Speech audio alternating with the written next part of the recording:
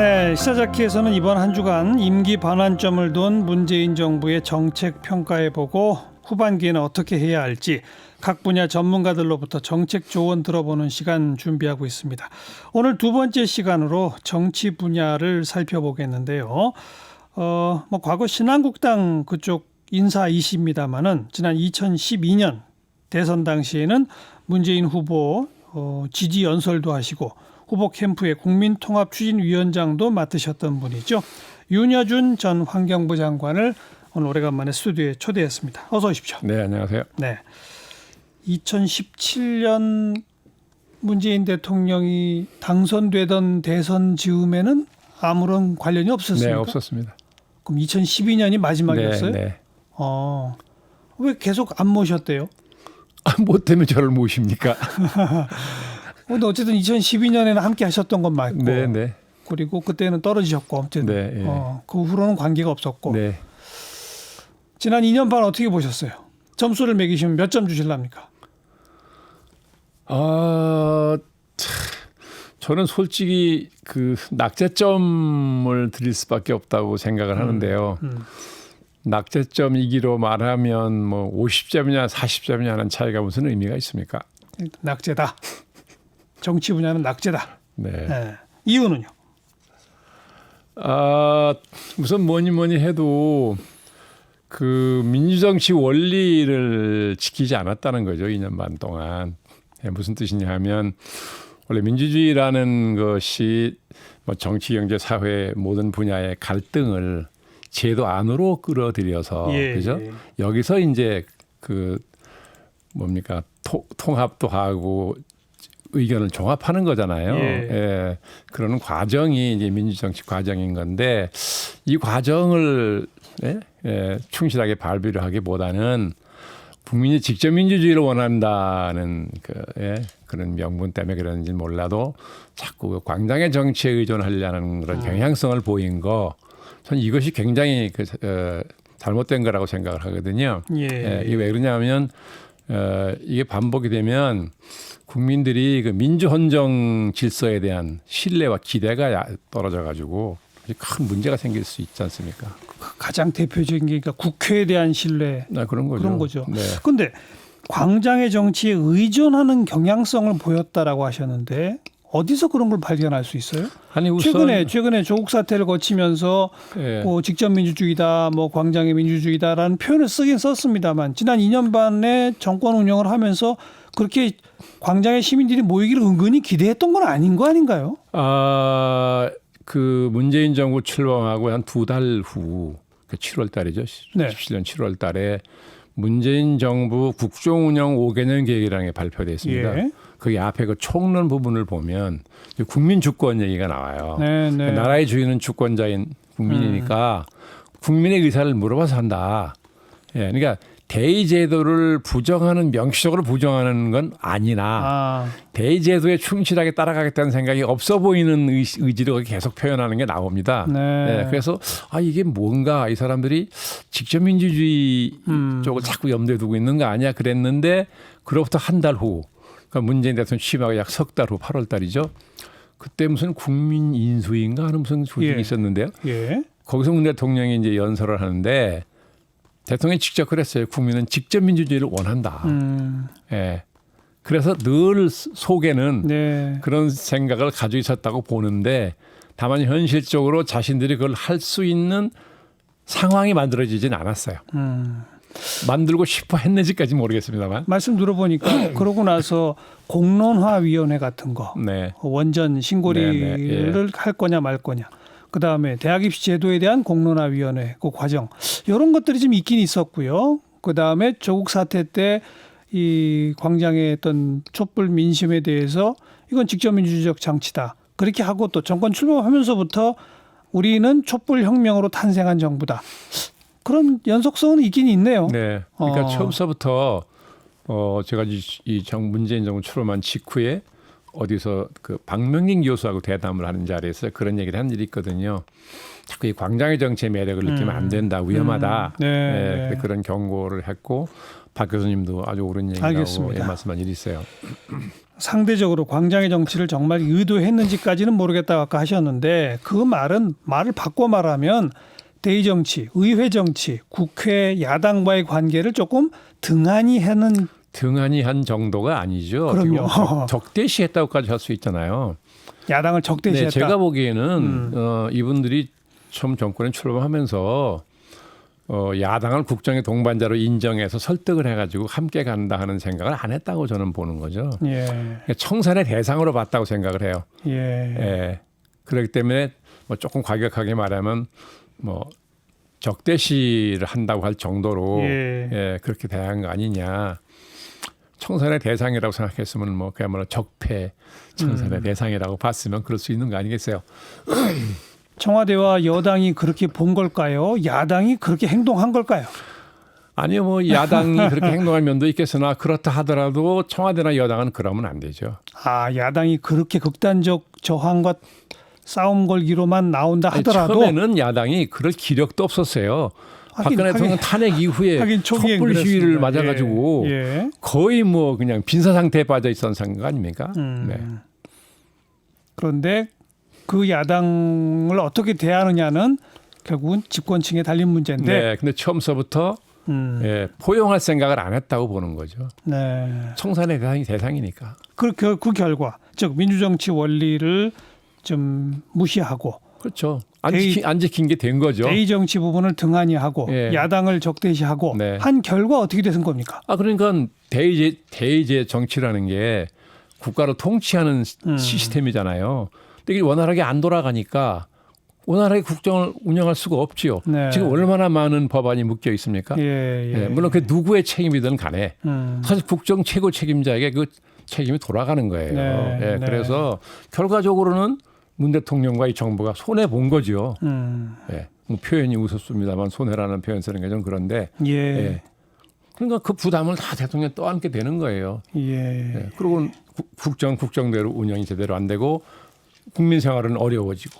근데 문재인 대통령도 청와대도 우린 그 어느 정권보다 노력했다.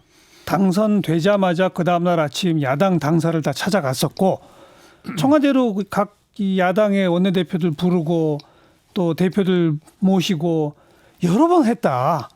그건 뭡니까?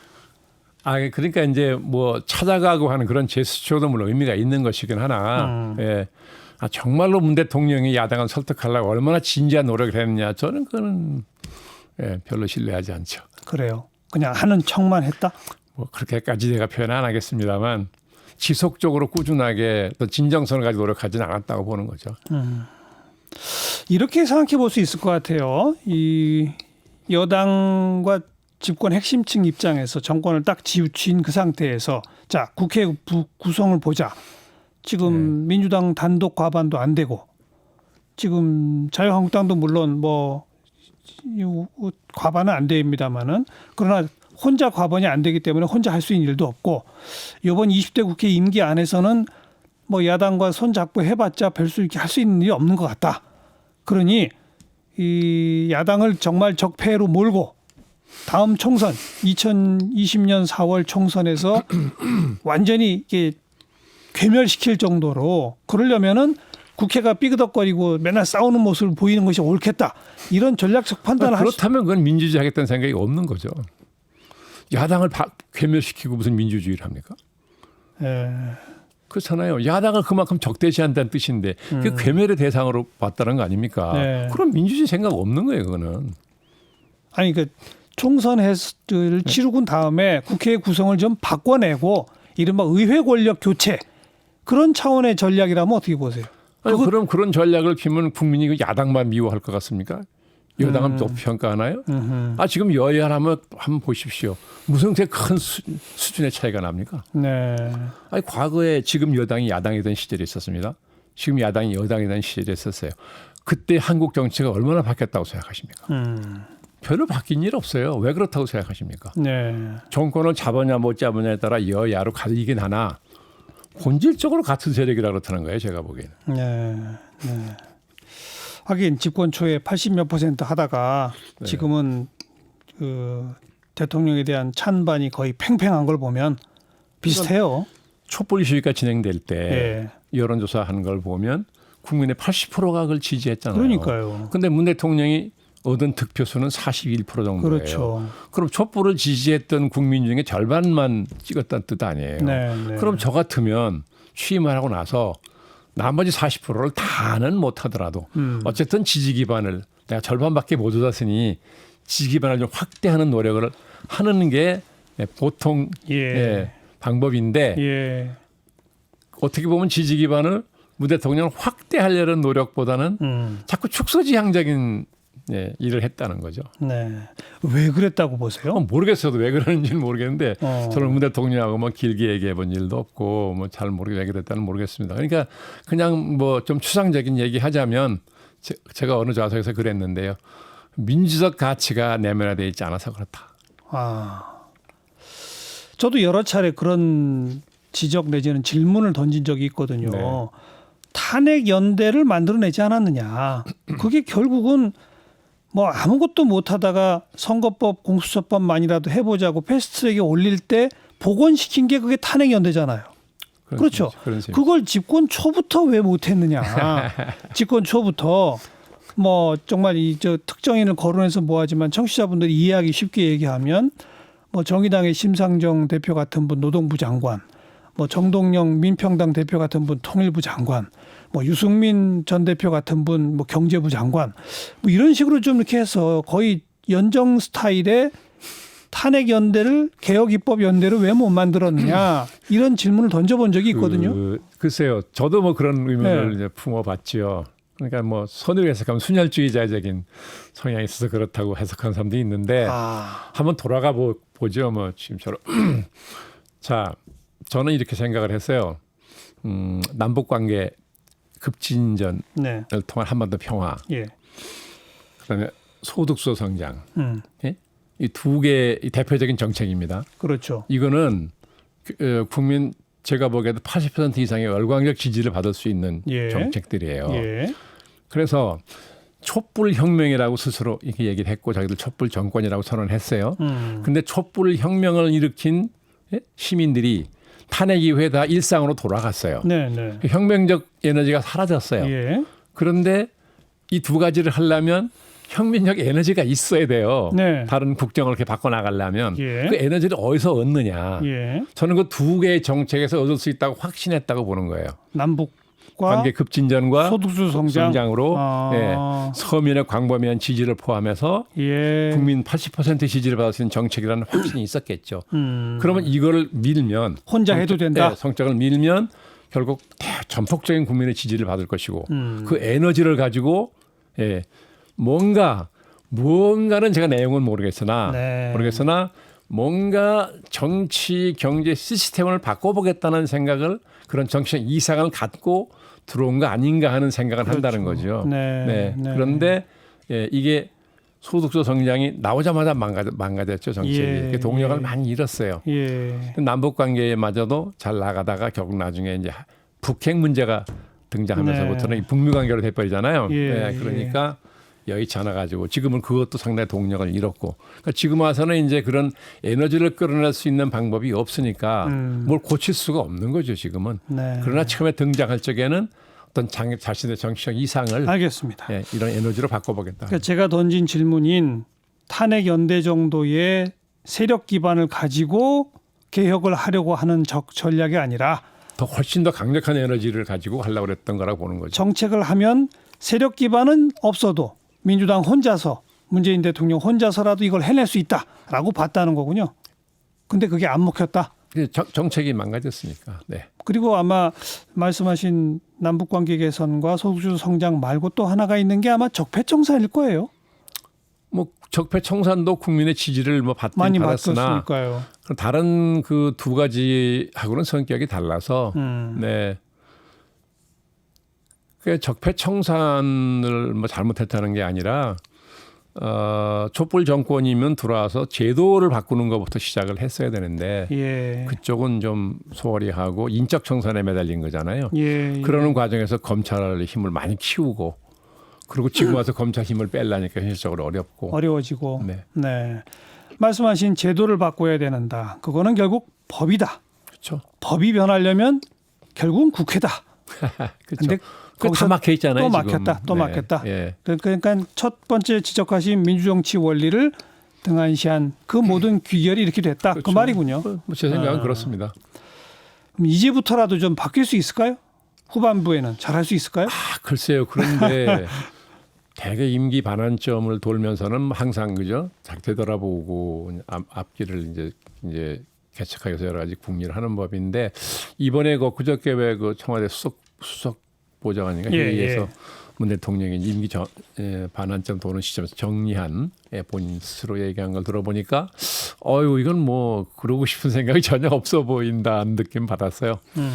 어떻게 보면 뭐 야당이 자화자찬이라고 했던데 저건 자화자찬 아니야 그런 생각이 들어가더라고요. 그래도 소통, 뭐 탕평, 뭐 이런 얘기들이 과거보다는 많이 등장하는 거 아닙니까? 저는 그 소통이라는 게 뭐 역대 대통령들이랑 소통 못해서 불통이라는 말을 많이 들었잖아요. 그게 왜 그러냐면 저는 대통령이 국민하고 직접 소통하는 건 물리적으로 굉장히 한계가 있어요. 어렵습니다. 예.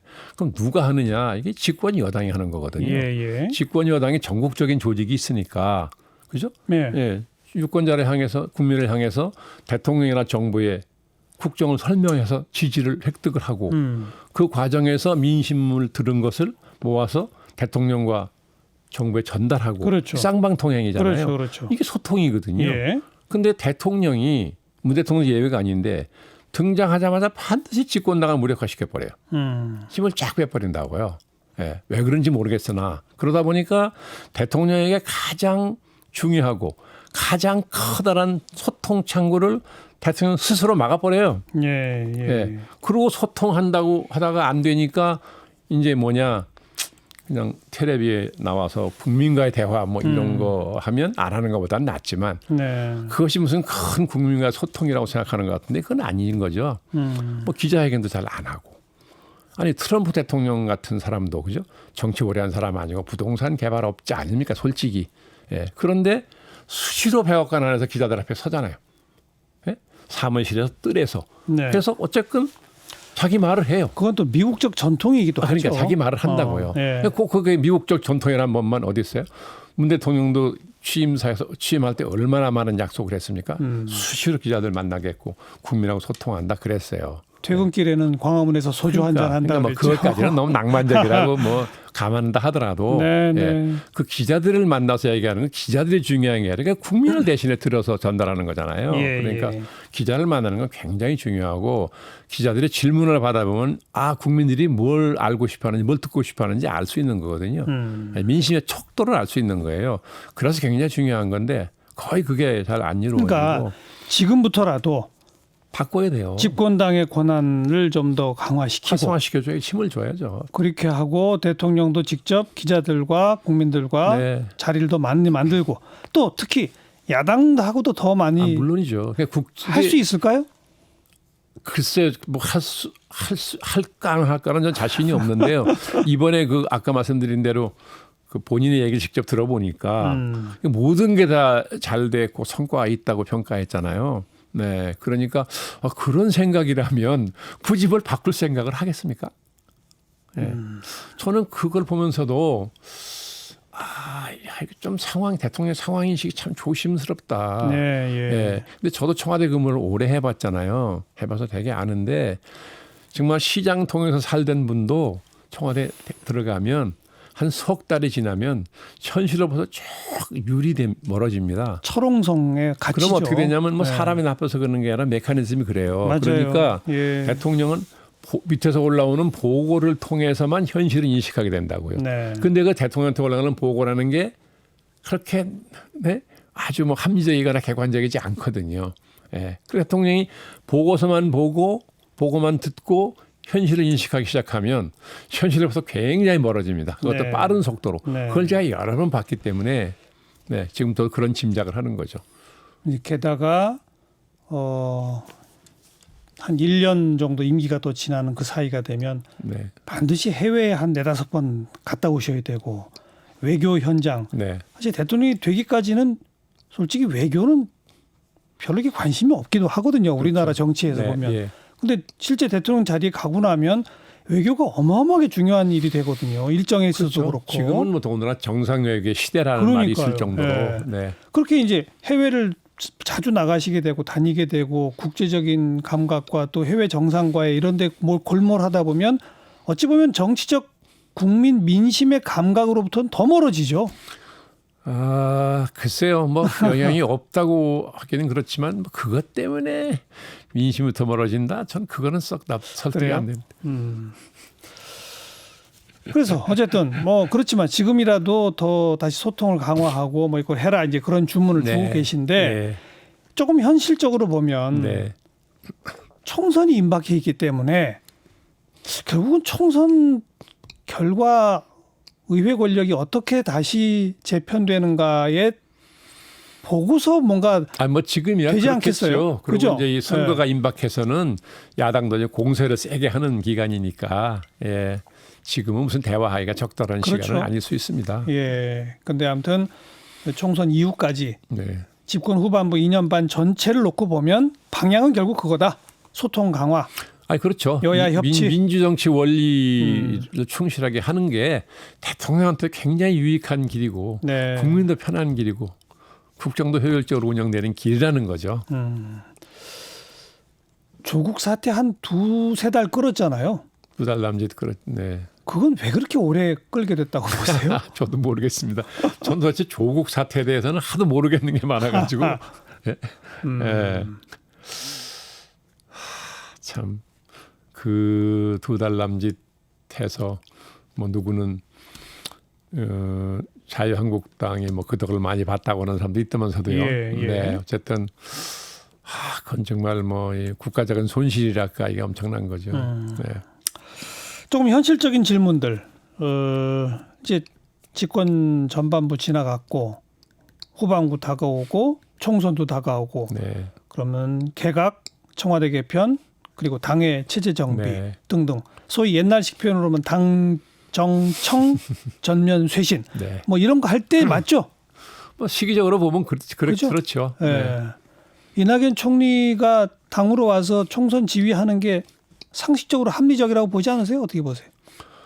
아니 지금 같으면 뭐 네, 국민적 신망이 높은 사람이니까 선거에는 굉장히 도움이 되겠죠. 예. 네, 아마 이제 근데 총리를 그만두는 게 그렇게 만만찮아 보이는데요. 국회 사정 때문에. 후임 총리 인사청문 때문에 아니요. 이낙연 총리도 예. 총리를 그만두기가 예. 국회가 저게 지금 이제 아 그 패스트트랙 안건이 걸려 있잖아요. 패스트트랙하고 예산안까지 아직 남아 있어서 남아 있어서 결국 그건 그 12월 중순 이후 아닐까요? 그래서 그런 이유가 되겠죠. 그렇게 그러면 이제 되겠죠. 당이 선거 체제를 갖추면 예. 선대위가 구성이 되거나 그렇죠. 그러면 뭐 선대위의 뭐 공동위원장 이런 직책으로 가게 될 거라고 다 예상하는 거 아닌가요? 그렇죠.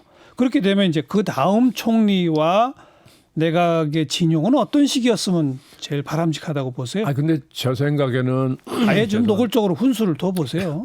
아니요, 뭐 제가 무슨 정도의 뭐 식견 있는 사람은 아닌데요. 아니 어쨌든 지금은 이제 문 대통령 이 정부의 가장 이제 시급한 당면 과제가 이 경제잖아요. 경제. 네. 그러니까 우선 당장은 지금 이제 이 경제 위기를 극복할 수 있는데 필요한 인재를 찾는 게 저는 가장 핵심이라고 보고 네. 그래서 경제 전문성도 있고 또 정책적 전문성만이 아니라 그 국정을 수행을 해봐서 경험이 있는 예. 국정의 경험이 예. 있는 예. 네, 그래야 정책을 추진하는 과정에서 예. 섬세하게 할 수 예. 있으니까 예. 예. 또 이 어려움을 극복할 수 있는 그런 뭐 용기랄까 뭐 예, 그런 것도 있어야 돼. 뭐 이런 총리를 찾아서 쓰면서 전권을 줘야 된다는 거죠.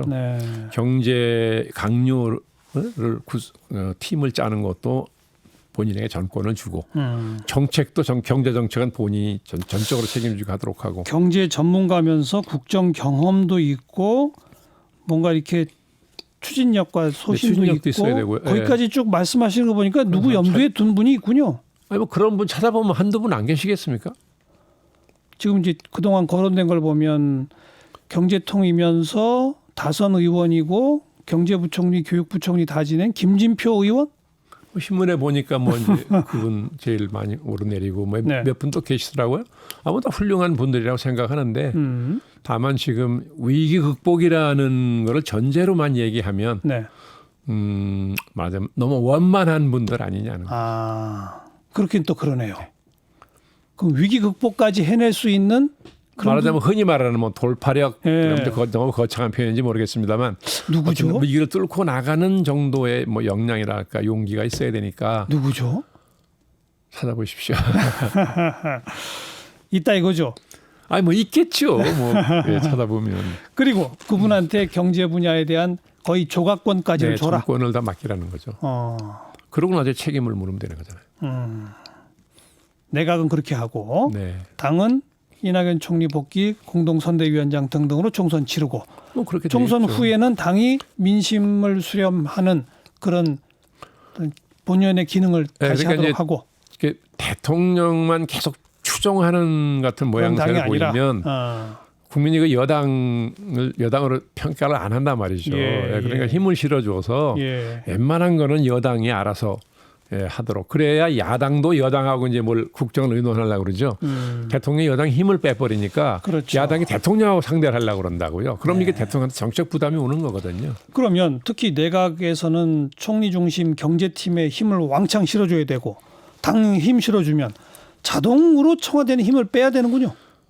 청와대 비서실은 뭐 그렇겠죠. 그러나 대통령의 권위는 더 올라간다고 봐야죠.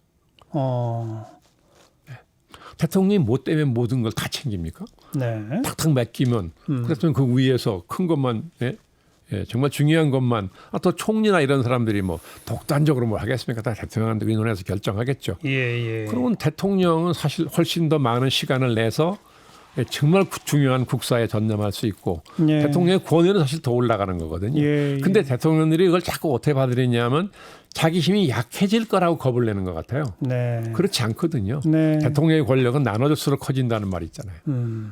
그걸 제대로 실천한 대통령 보신 적 있어요? 거의 없죠. 네, 거의 없죠. 내각과 당의 힘을 나눠줄수록 대통령의 권위는 더 올라간다. 높아지죠. 야, 이 변증법. 그걸 실천해야. 대통령 비서실 사람들이 싫어해서 그렇게 못하는 거 아니에요? 뭐 반드시 그런 것도 아니고요. 비서실은 더 방대하게 만들어 놓으면 어느 조직이나 방대한 조직이 생기면 일을 해야 된다고요. 일하는 척이라도 해야 되니까. 그러니까 자꾸 간섭하게 되고 그런 거죠. 네. 근데 어떻게 보면 대통령 책임제 하에서는 당연한 것일 수도 있는 거죠. 근데 우리는 이게 총리제라는 게 이게 내각제와 대통령제가 혼합된 거잖아요. 결합돼 이게 있죠. 기형적인 형태인 거죠. 네. 그리고 여야 관계, 네. 대야 관계는 어떻게 풀어가는 게 좋다고 보세요, 앞으로?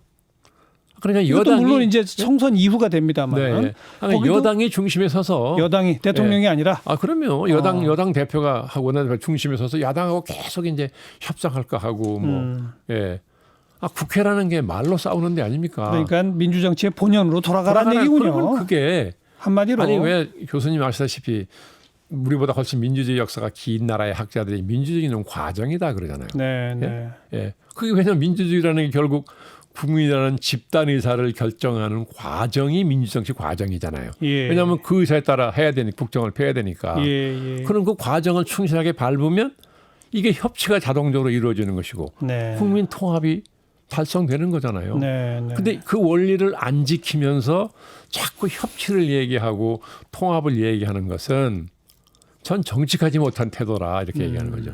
뭐가 따로 있는 것처럼 얘기하지 말라는 거예요. 교과서에 있는 민주주의의 충실하면 다 충실하다. 자동적으로 이루어지는 것인데 네. 그걸 안 하면서 자꾸 따로 뭐가 있는 것처럼 말을 예. 한다. 교과서에 있는 민주주의의 기본 원칙은 사실 상호 존중이 기본이니까 고집과 독선 이거랑은 정반대해야죠. 그러면 안 돼. 그죠? 네. 우선 권력을 쥔 쪽이 자기 권력을 일단 내려놔야 되는 얘기잖아요. 야당이 권력을 다 내려놓으라고 요구한 야당이 있습니까? 좀 나눠달라는 거지.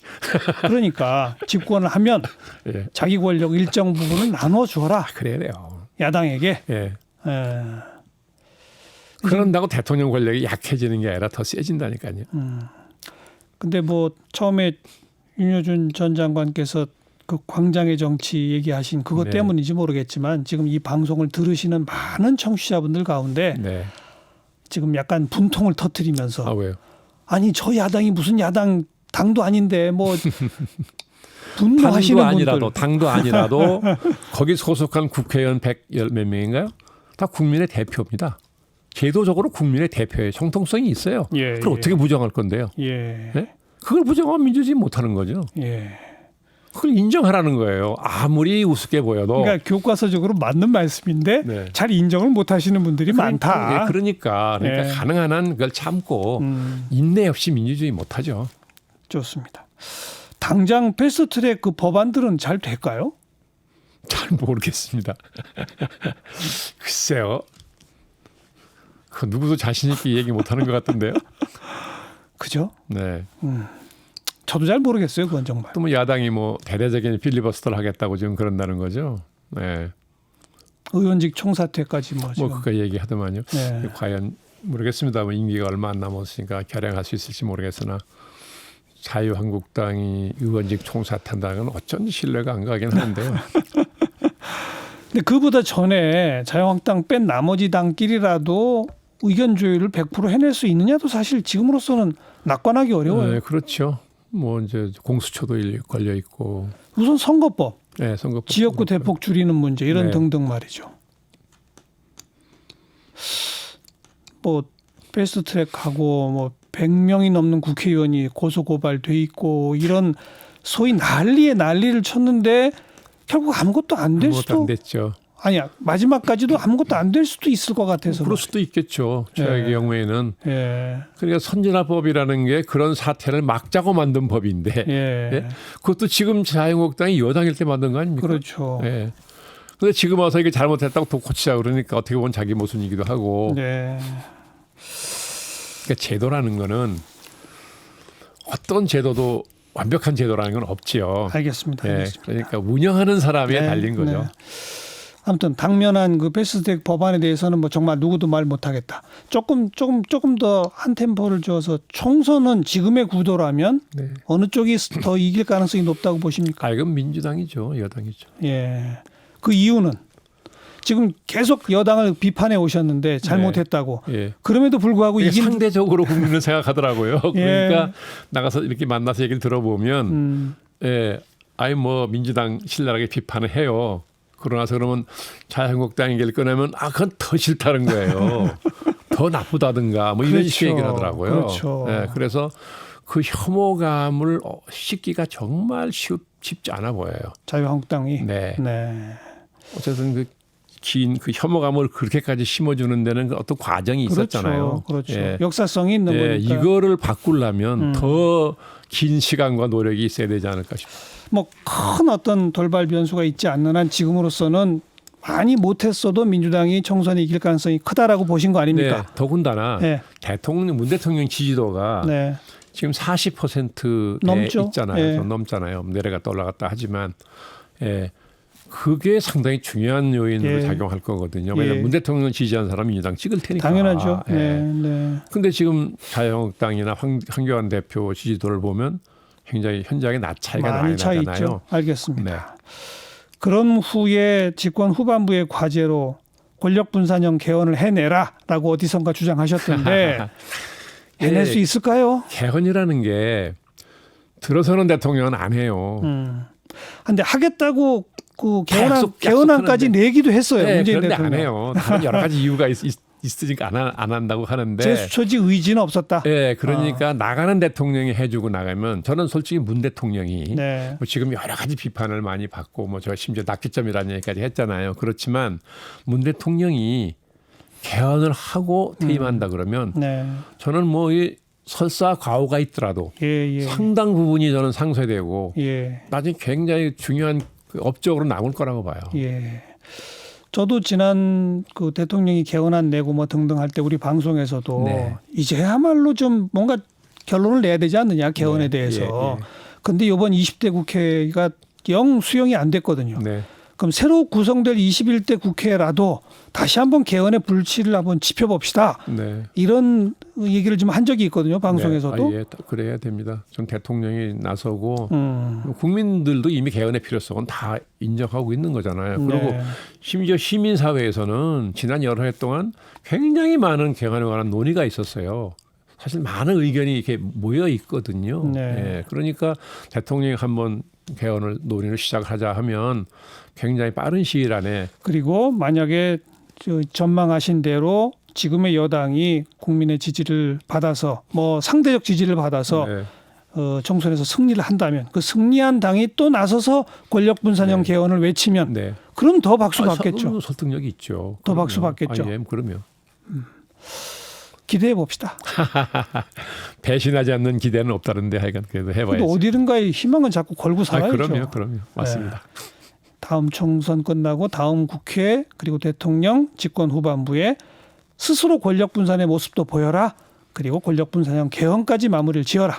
원래 또 그게 약속한 일이기도 해요. 공약이죠, 공약. 여기까지 윤여준 전 장관님 고맙습니다. 네, 감사합니다.